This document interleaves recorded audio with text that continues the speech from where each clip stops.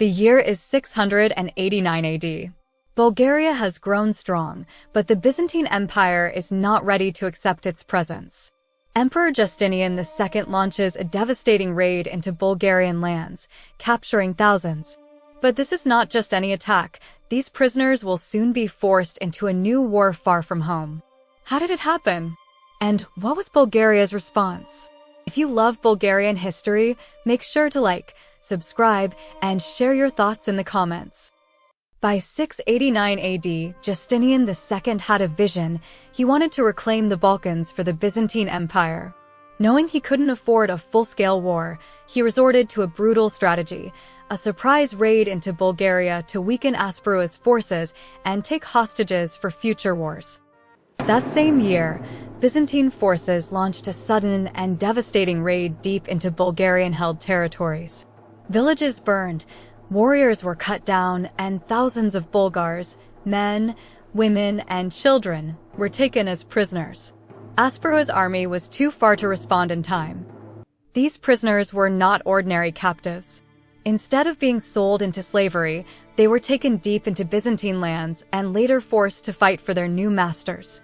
In the coming years, many of them would be sent to battle against the Saracens in the east, a fate they never could have imagined. The raid was a blow, but Bulgaria was not broken. Khan Asparuh immediately ordered the strengthening of border defenses and increased patrols. The Bulgars knew another attack could come at any moment, and they prepared for war. Slavic tribes under Bulgarian rule were also affected. Many Slavs were resettled near the border, acting as a buffer against future raids. While some feared Byzantine retaliation, most stood with Bulgaria, understanding that their fate was now tied to Asparuh's rule. Despite war, Bulgaria's economy thrived. Trade routes remained active, and markets bustled with goods flowing between the Balkans and beyond. The Bulgars knew that strength wasn't just about war, it was also about economic power. To the Christian world, Bulgaria remained an outsider.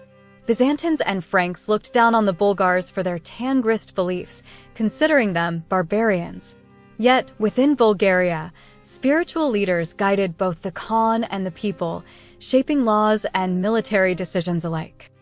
By 689 AD, Bulgaria's military had adapted. The raid had exposed weaknesses, and Khan Asparuh worked to fix them. Border forces were trained in rapid response tactics, while the legendary Bulgar cavalry refined their deadly hit-and-run attacks.